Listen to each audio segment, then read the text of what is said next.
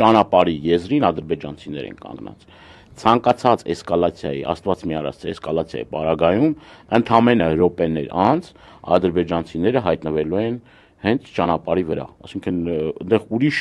ոչ բուֆերային գոտի կա, ոչ բան կա, այսինքն հենց ճանապարհի եզրին։ Այդ պատը որ կա, պատի անմիջապես հետևի, միջալոց այդ պատը ընդամենը մի քանի մետր է, եթե մի քիչ ձախ նայեն, ուղիղ տան մեջտեղով փշալարն ա գնում։ Բայց դա ցույց չի տալիս, չէ՞, տուրների ժամանակ։ Այդտեղ մի խոցելի թեմա էլ կա, որի մասին իրենք լռում են, բայց շրջանցում են այդ թեման, ասելով որ սահմանազատված է այդ հատվածը, բայց իրականության մեջ սուտ են ասում, սահմանազատված չի, որովհետև ոսկեպարի հատվածում կա